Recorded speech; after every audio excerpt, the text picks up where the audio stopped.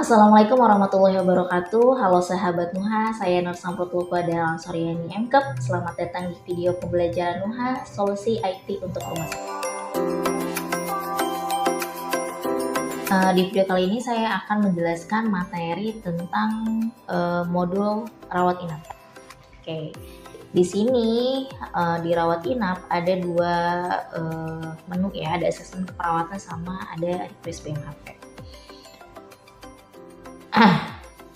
Lagi-lagi ada tiga tabel ya, ada daftar pasien, data diri pasien, sama daftar histori pasien. Nah, di sini itu adalah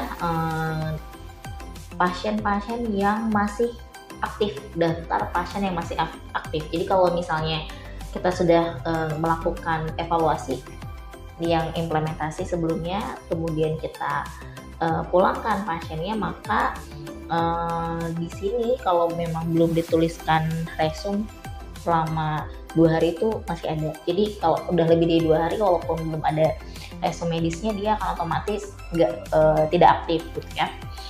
Nah, sebelum kita mengisi asesmen keperawatan rawat inap, kita harus mencari daftar pasiennya di sini. Harus selalu berdasarkan RM, karena nggak mungkin RM itu double atau misalnya ada 2, jangan sampai nyari itu berdasarkan nama. Jadi harus berdasarkan nomor rekam medis. Kalaupun misalnya seandainya nomor rekam medisnya ada 2 dan itu beda pasien, ya berarti itu ada satu kesalahan di bagian administrasi rekam medisnya. Itu. Nah, di asesmen rawat inap itu dia ada asesmen awal dan juga ada asesmen ulang. Sama kayak di rawat jalan, sama kayak sifatnya ya, sama kayak di rawat jalan, sama kayak di IGD. Kalau di IGD kan asesmen cepat hanya 1 kali aja tuh, dia kalau udah kesimpan ya udah gitu. Di di rawat inap ada asesmen awal juga namanya, ada asesmen ulang. Yang membedakan adalah dari waktu si pasien itu kontrol rutinnya aja. Kalau misalnya udah 3 bulan gitu ya, dia rutin ya dia kembali lagi ke awal gitu ya. Nah, kalau dirawat inap ada asesmen awal, ada asesmen ulang, di mana asesmen awal ini harus terisi 1x24 jam ya, saat dia memang sudah terdaftar masuk gitu ya sebagai pasien dirawat inap, dan hanya 1 kali aja selama proses dia dirawat inap. Asesmen ulang gitu, dia itu dilakukan minimal 1 kali per shiftnya. 2, dia atau kita sebagai perawat ingin menegakkan diagnosis keperawatan yang baru. 3, kalau seandainya ada perubahan kondisi dari si pasien tersebut. Oke, di sini kita coba cari yang terbaru ya, yang belum dilakukan.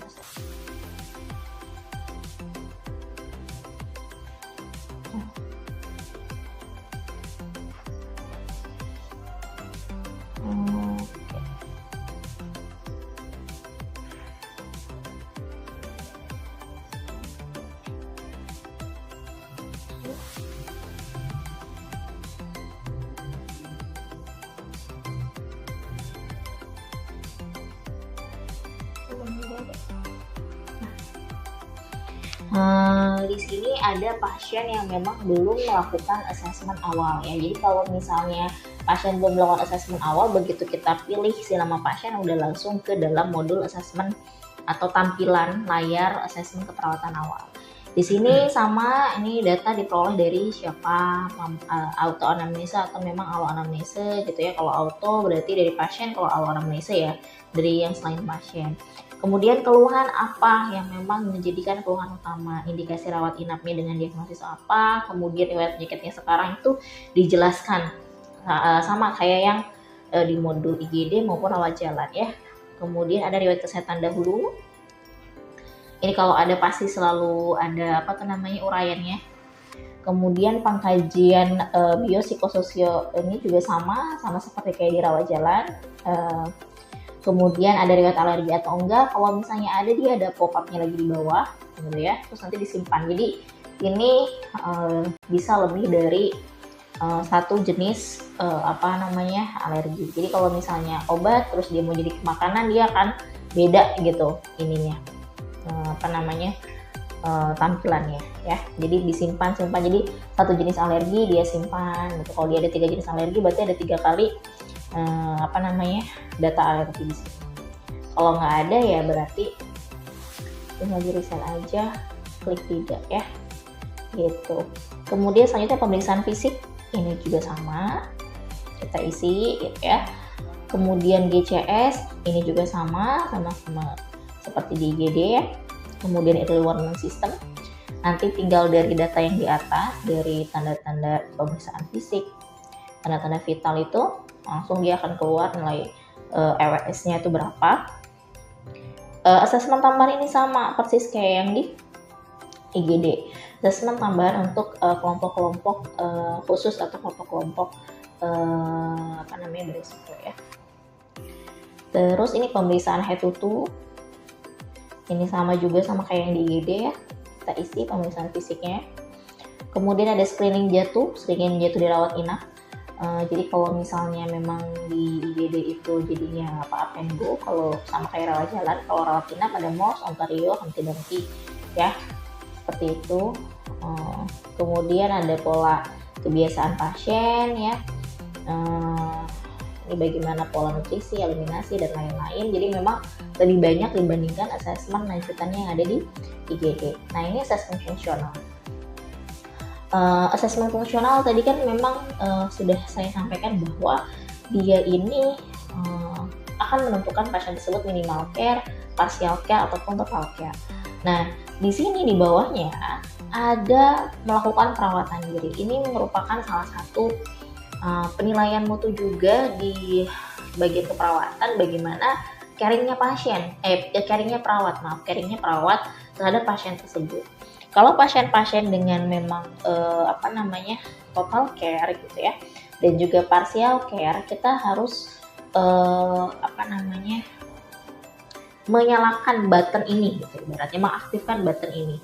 Apakah si pasien ini kita mandikan atau hanya memfasilitasi mandi aja, ataukah tidak dibantu. Jadi wajib nih kita melakukan pop up gitu ya. Kalau seandainya ini kita klik tidak, kalau memang kita tidak melakukan itu gitu ya, berarti tidak dibantu, karena seharusnya yang partial ataupun yang total care kita itu membantu dan memfasilitasi dalam melakukan perawatan diri seperti itu ya. Dan ini menjadi salah satu KPI perawat gitu ya, penilaian individual perawat gitu ya.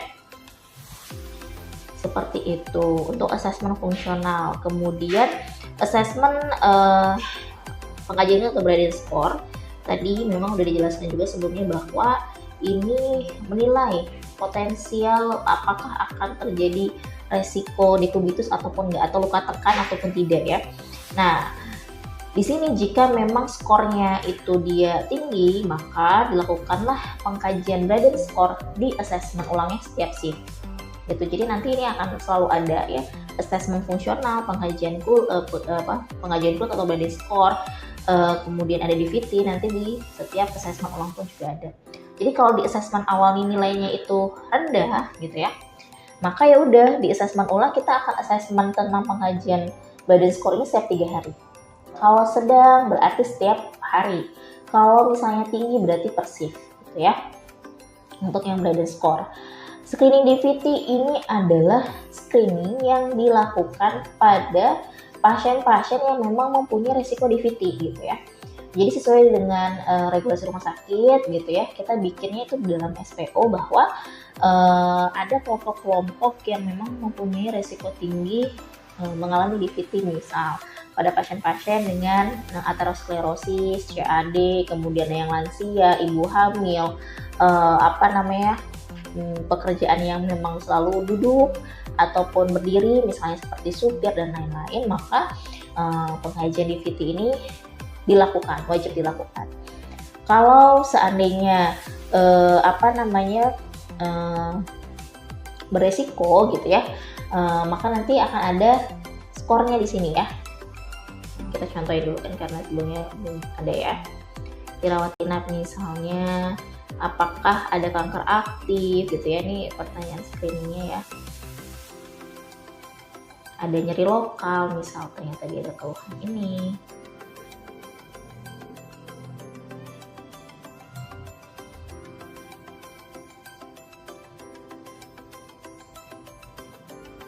Nah, ini ada skor DVT. Berarti memang si pasien ini memiliki resiko terhadap DVT ya. Jadi kalau salah satu ada yang ya dia beresiko terhadap DVT tersebut ya. Oke. Kemudian ada screening gizi, ini sama dewasa dan anak ya. Dewasanya apakah ada penurunan, untuk yang anak begini isinya, apakah pasien tampak kurus dan lain-lain ya, diisi. Kemudian nanti dia akan keluar hitungan skor secara manual ya. Terus pengkajian kebutuhan informasi sama seperti yang ada di IGD ya. Kemudian ini adalah rencana pemulangan pasien ya, ini juga sama kayak yang ada di IGD ya. Nah, untuk rencana kepulangan pasien ini tadi memang belum sempat bedah lebih lanjut ya di IGD. Saya jelaskan di bagian rawat inap bahwa selanjutnya yang akan ada yang muncul untuk di chart planning itu adalah bagian ininya aja, rencana pulang, keterangan dan persiapan pasien pulang gitu ya, di bagian assessment. Di sini ada pilihan dapat diprediksi dan belum bisa diprediksi. Jika kita memilih ya dapat diprediksi dan ternyata meleset, itu juga sebenarnya nggak ada masalah gitu ya.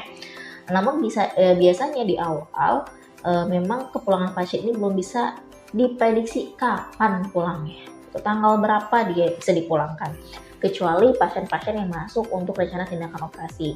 Nah, kita kan punya CP itu jadinya bisa diprediksi sejak awal. Nah, keterangan ini adalah atau berisikan kriteria apa saja yang harus ada pada pasien untuk bisa dipulangkan. Misalnya pada pasien dengan DHF kayak trombosit di atas 100.000 gitu ya. Trombosit mengalami kenaikan 2 kali jika trombositnya di bawah 100.000 atau 50.000. Tidak ada demam selama 24 jam, tidak ada perdarahan, kemudian demam hari ke-7 dan lain-lain. Nah, itu tuh dicantumkan tuh di situ. Jadi syarat pasien pulang itu ya harus memenuhi kriteria itu. Kalau belum memenuhi, maka belum bisa untuk dipulangkan.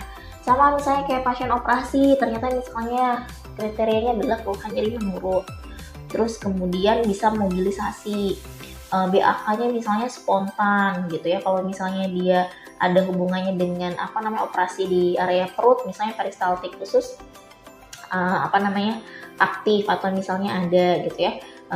Kemudian tidak ada tanda infeksi pada luka operasi. Nah, persiapan pemulangan pasien ini kita harus benar-benar memfasilitasi pasien dan keluarga yang dimaksudkan di sini. Artinya misalnya pasien pulang pasca operasi sesar atau misalnya pasca operasi gangren, maka pasien mampu merawat luka. Pasien dan keluarga mampu mengganti balutan. Pasien dan keluarga mampu melakukan atau mengontrol nyeri atau melakukan distraksi dan lain-lain. Jadi itu yang memang harus disiapkan saat pasien pulang, dan itu nanti kita akan follow up. Kalau rumah sakit Anissa kan memang ada telenursingnya ya, jadi itu merupakan poin yang akan kita follow up saat kita melakukan telenursing di rumah gitu ya. Itu untuk di chart planning.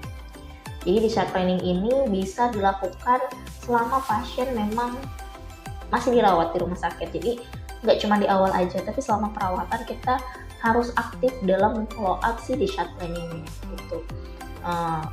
Apakah ada perubahan dan lain-lain. Misalnya di awal nih pasien masuk dengan DHF trombositus 30, tiba-tiba saat perawatan ternyata sampai dengan 21.000 dengan perdarahan, maka nanti akan berubah lagi tuh si di chart plan-nya itu. Jadi Makanya kenapa di Chatline ini akan selalu ada nanti ya di assessment ulang. Kemudian pemeriksaan penunjang ini yang memang abnormal saja, kita masukkan ke sini, dipilih. Kemudian ini sama ya untuk penentuan diagnosis keperawatan, sama seperti di rawat jalan, sama seperti di IGD. Nanti kita simpan. Nah,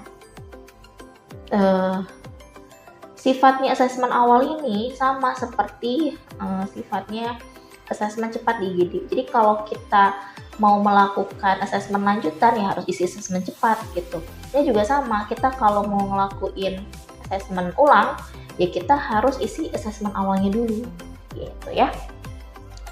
Kemudian selanjutnya kita akan coba untuk asesmen ulang ya. Jadi ini kita lihat nanti salah satu contohnya ya yang udah diisi. Nah, ini kalau sudah diisi asesmen awalnya bentukannya kayak gini nanti historinya.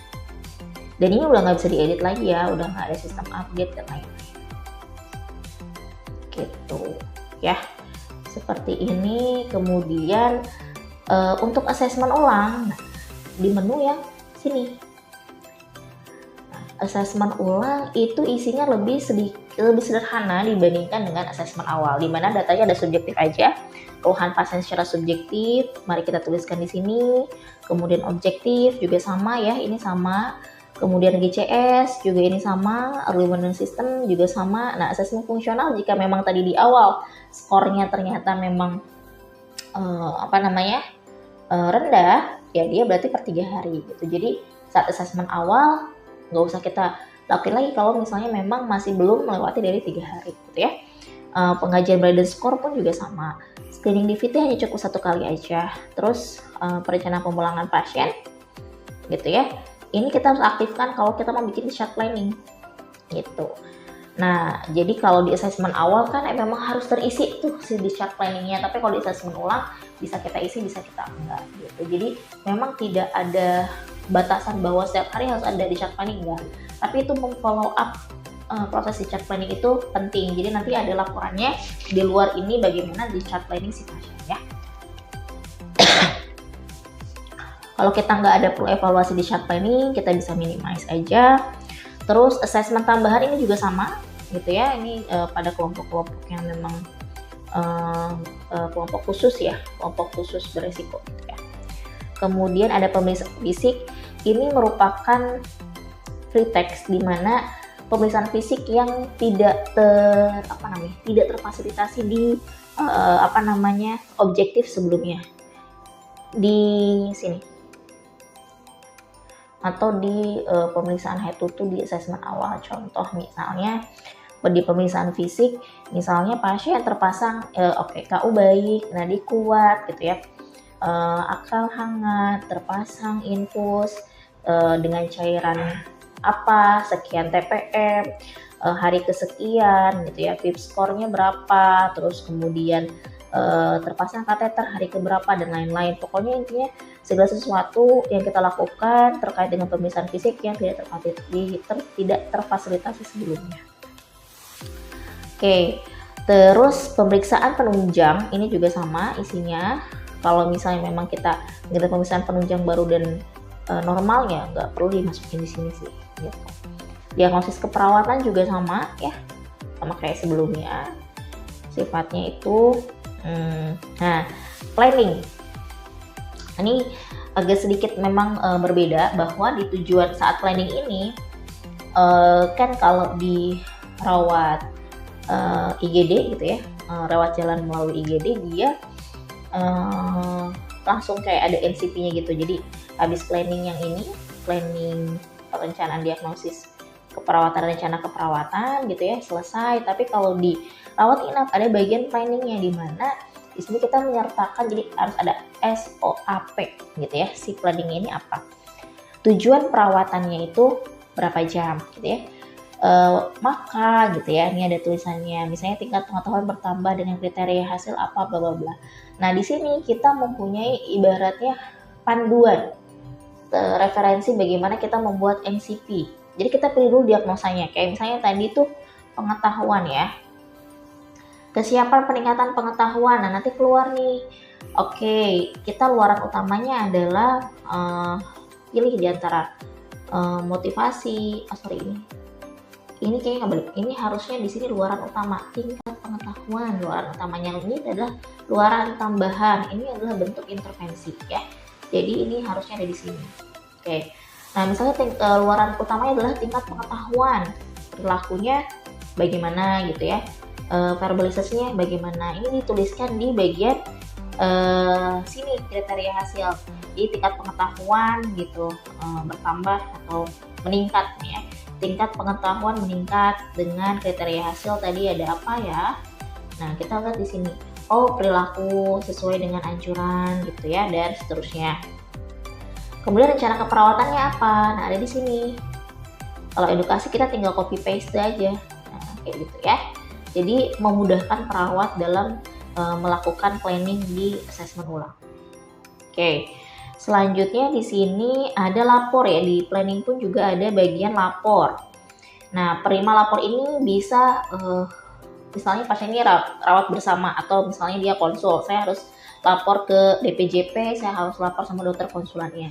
Jadi setiap kita melaporkan ya, kita harus pastikan siapa yang menerima laporan. Misalnya ini DPJP-nya adalah dokter Saka ya, kita ke dokter Saka.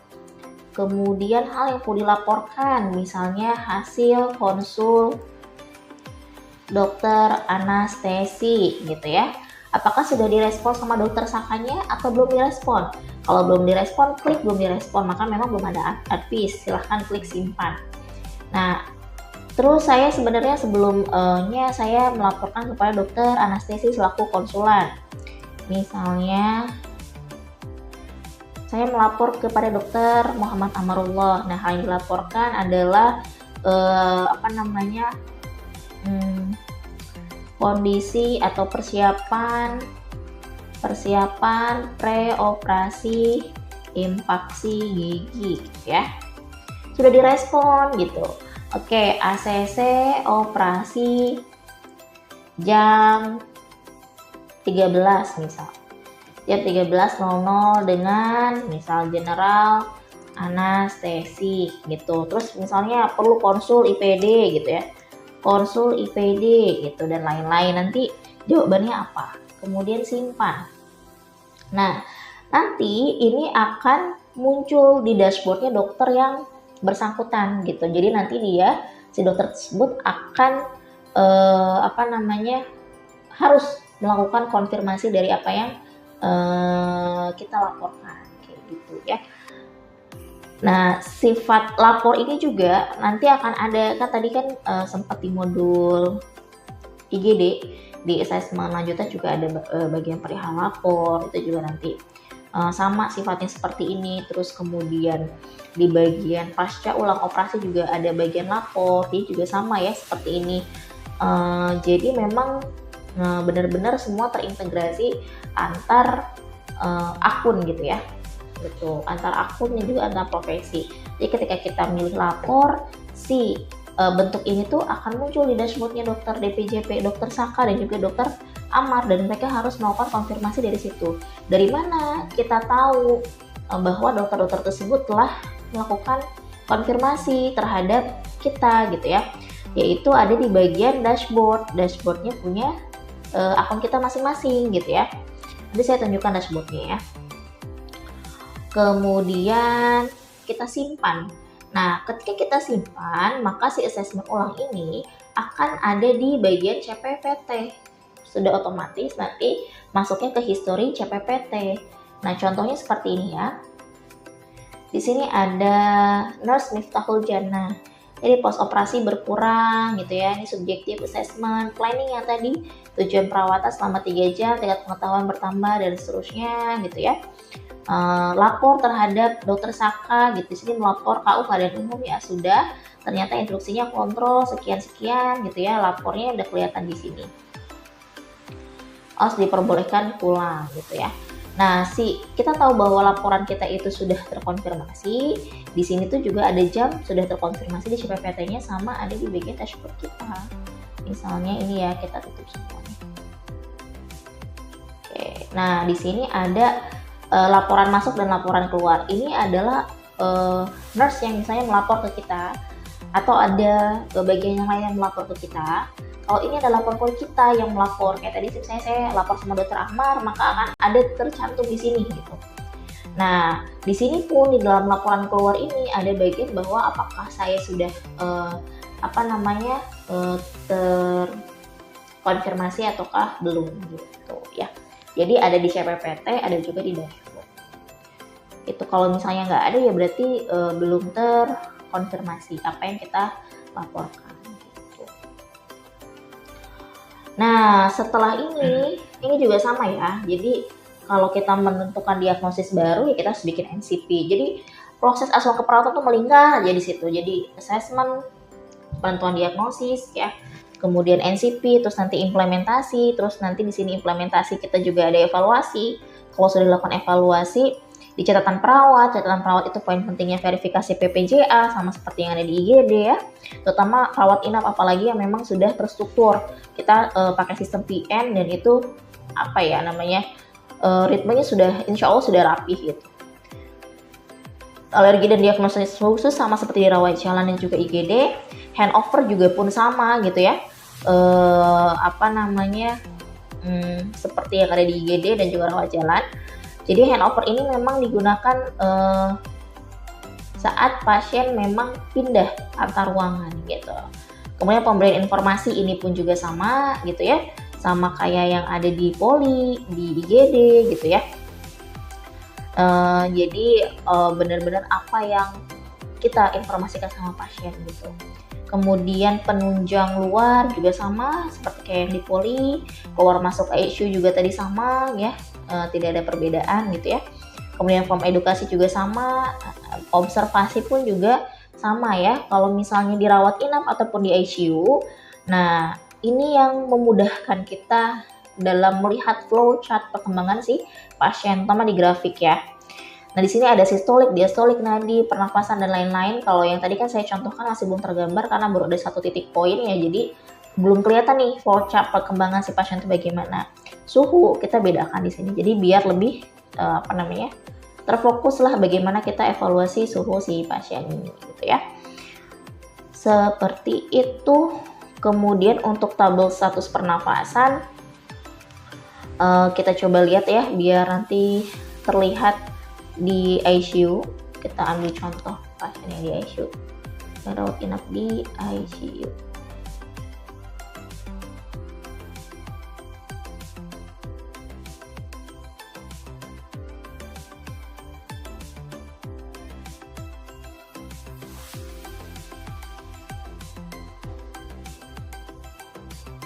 Oke, ini untuk yang di ICU biar kita ngelihat flow chartnya yang kan kalau dulu kayak kita tuh flow chart ICU tuh yang besar, kertas koran besar gitu, tapi dengan IMR bisa kita sederhanakan dan kita lihatnya lebih lebih enak gitu. Nah ini untuk yang di ICU, flow chartnya. Nah biasanya kalau di ICU ini tadi yang dari pop up ya, dari pop up Riset.tv itu nanti nariknya ke sini ke tabel EWS, tanggal, waktu EWS-nya pada jam segini, tanggal segini berapa, ini juga berapa. Nah seterusnya itu nanti terlihat ya. Terus ini balance cairan, nanti kayaknya kita harus ada yang lihat balance cairan ya. Kalau misalnya memang kita ada contohnya nanti di sini. Grafik TTV, nah jadi ini lebih mudah gitu. Ternyata dari tanggal 30 sampai dengan tanggal 3. Terus misalnya kita mau lihat nih di tanggal 30 aja gimana sih sampai dengan tanggal 31, kita tinggal tarik kursornya kayak gini. Jadi lebih sederhana gitu, lebih enak gitu melihatnya. Ini juga sama, suhu pun juga sama seperti itu gitu ya. Nah status pernafasan yang tadi bilang dari pop up status pernafasan, terutama pasien-pasien yang memang terpasang ventilator gitu. Kenapa penting? Karena di dalam klaim BPJS itu ada yang memang kurang dari 24 jam, 72 jam, 96 jam.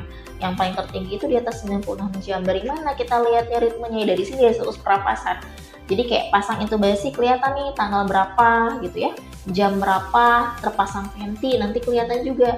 Terus seterusnya sampai dia nanti lepas. Nah, hal itulah yang memang yang menjadi satu kekuatan di dalam EMR ini, memudahkan klaim untuk menaikkan grade apa yang dibutuhkan untuk menaikkan severity level seperti itu ya.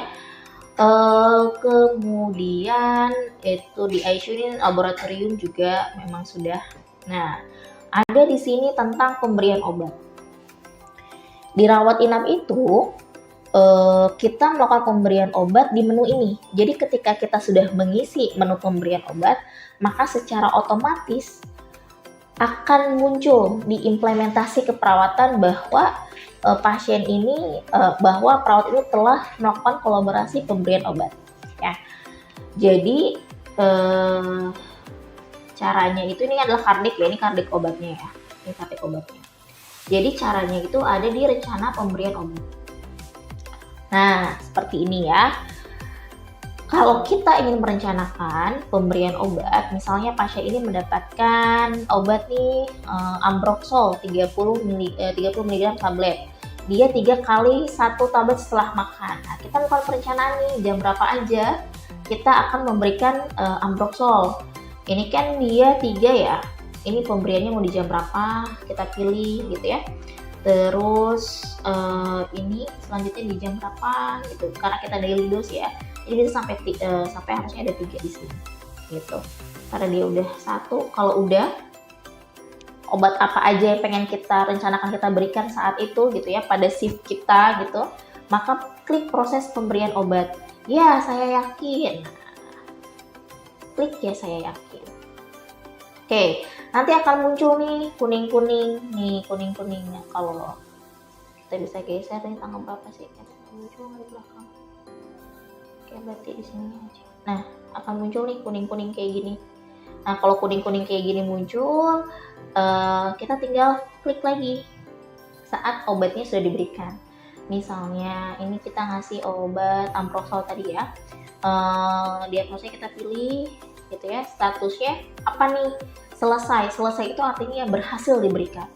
Kalau gagal misalnya ternyata obatnya tumpah, tampungnya pecah, pasiennya muntah, apalagi ya, pasiennya alergi, itu kan artinya gagal. Nah, kalau misalnya batal, ternyata misalnya dia dapatnya CPG nih, ternyata dia ada mimisan, atau ada dapat aspilet nih, ternyata dia mimisan. Oke, berarti harus di stop dulu nih atau ditunda dulu pemberian CPG dan aspiletnya sampai dengan perdarahannya membaik itu, sampai dengan instruksi selanjutnya. Maka disebutkan di sini adalah batal gitu ya. Jadi bisa bedakan antara selesai, gagal, dan juga batal. Misalnya selesai nih, obat telah diberikan. Obat telah diberikan. Jadi kita proses. Oke, langsung keluar bahwa ada 1 dosis yang keluar nih di jam 7.00 oleh siapa yang akan inputnya di sini gitu ya. Jadi ini artinya sudah terinput. Jadi kalau di kardik itu udah ada jamnya sama tanda tangan ya gitu. Dan ini nanti munculnya di mana? Ini ada di history observasi ya. Di history observasi di bagian kardiknya dia muncul di sini. Yap. Jadi setelah kita melakukan perencanaan pemberian obat, maka akan muncul nih di kardik obat di bagian observasi tadi. Bagian observasi yang ini gitu. Di sini ya dosisnya. Jadi sama kayak kardik kayak kita menuliskan. Selain itu, kita akan langsung juga otomatis ke bagian implementasi keperawatan. Nah, dia langsung ada tanpa kita bikin tadi kan, tanpa bikin implementasi yang melalui ini, dia sudah ada melakukan kolaborasi pemberian obat. Obat telah diberikan respon pasiennya kayak gitu ya. Jadi benar-benar satu inputan tapi bisa masuk ke dalam kardik. Kemudian bisa masuk juga ke dalam implementasi ya, jadi sudah terintegrasi. Nah, selanjutnya bagaimana jika misalnya resep tersebut nggak ada di dalam rencana pemberian obat atau daftar obat itu nggak ada nih. Nah, maka kita harus konfirmasi kepada dokter apakah dokter benar sudah menuliskan resep. Kemudian jika memang sudah, berarti kita konfirmasi juga kepada farmasi apakah farmasi sudah melakukan telaah pemberian obat dan telah menginput tersebut ke daftar pemberian obat. Karena tanpa adanya proses dari farmasi, maka perawat nggak bisa nih untuk melakukan rencana pemberian obat kayak gitu ya. Seperti itu. Kemudian selain itu tadi kan kita ngomongin nih masalah discharge planning ya. discharge planning. Nah, si discharge planning ini yang kita tuliskan di assessment ulang. Nah, bentuknya nanti kayak gini keluarannya. Ya, belum diprediksi, sesak, batuk, demam, naik turun. Nah, ini seharusnya memang diisinya bukan keadaan umum pasien tersebut, tapi yang telah saya sebutkan sebelumnya bahwa kondisi apa yang sehingga pasien ini dapat diperbolehkan pulang. Jadi kriteria kepulangan pasien itu harusnya kayak gimana sih gitu. Nah, biasanya kalau di dalam regulasi rumah sakit akan ada di bagian PAK ya. Jadi panduan asuhan keperawatan. Gitu. Kita lanjutkan ke ranah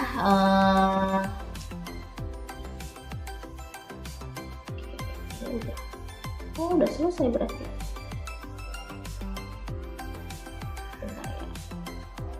Udah selesai. Tadi pom edukasi sama kayak yang sama seperti di mana? Rawat jalan, IGD sama. Observasi juga sudah. Oh, selanjutnya kita akan melihat bagaimana observasi jika pasien mengisi implementasi status pernafasan. Jadi biasanya ada di ICU.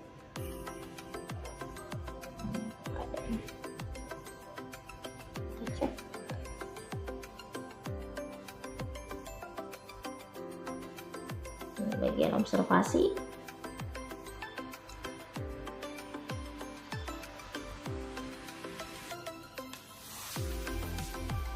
Oke, karena memang belum ada, kita coba untuk buat ya di bagian implementasi. Bagian observasi status pernapasan. Terpasang terapi oksigen. Nah, nanti di pop up-nya di status pernapasan ini, nah ini adalah pilihan intubasi. Jadi ketika kita pilih intubasi, ini itu kita langsung masukkan mode ventilatornya. Kalau seandainya memang saat kita intubasi ternyata pasien itu lagi di bagging, tulis aja on bagging. Tapi kalau misalnya dia ternyata langsung disambungkan ke dalam ventilator, maka tuliskan mode ventilator, misalnya mode kontrol pressure dengan FiO2 sekian persen, itu RR-nya berapa, jadi memang dijabarkan gitu ya isinya. Nah, kemudian kita akan simpan di sini gitu ya, di status pernafasan tadi ya. Jadi nggak usah kita ngeklik lagi ventilator gitu. Bagaimana untuk selanjutnya? Nah, untuk selanjutnya misalnya untuk shift selanjutnya kita juga tulis nih status pernafasan ya, tapi isiannya adalah bukan saat kita intubasi, karena ini adalah pertama kali terpasang intubasi ya. Pasang terapi oksigen.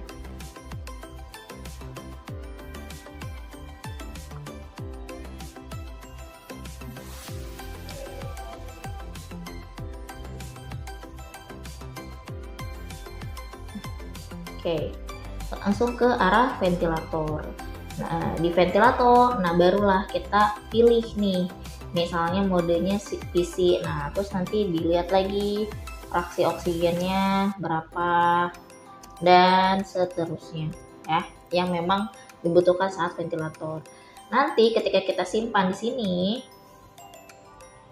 ini bagian observasinya belum ada ya. Kita lihat lagi bagian observasi. Jadi memang harus cek dan dicek apakah benar kita nendang atau enggak. Masuk intubasi, ventilator, nanti seterusnya nih sampai nanti ekstubasi. Jadi status pernapasan ini penting ya untuk naikin tadi severity level. Jadi contohnya seperti ini. Kalau dia misalnya cuma memakai oksigen aja, ya udah oksigen nanti dipilih nih. Nanti ada pilihannya, ada sitoman, anu dan lain-lain. Keterangan di sini adalah berapa liter per menit ya. Sampai dengan pasien harus ditutup dengan pasien napas spontan. Kalau seandainya tanpa ditutup dengan napas pasien spontan, ya artinya ini dianggap bahwa si pasien ini masih continue dalam pemberian oksigen namun tidak terdokumentasi, dan akhirnya malah jadi dispute. Jadi benar-benar harus ada pembukaan awalnya apa, terus kemudian ditutupnya dengan apa. Nah, ini juga kita belajar status pernafasan saat zaman pandemi COVID yang lalu gitu ya. Jadi ini penting untuk menilai severity level. Kemudian sudah selesai. Terima kasih sahabat Nuha, semoga video ini dapat membantu. Mari berkembang dan bertumbuh bersama Nuha. Wassalamualaikum warahmatullahi wabarakatuh.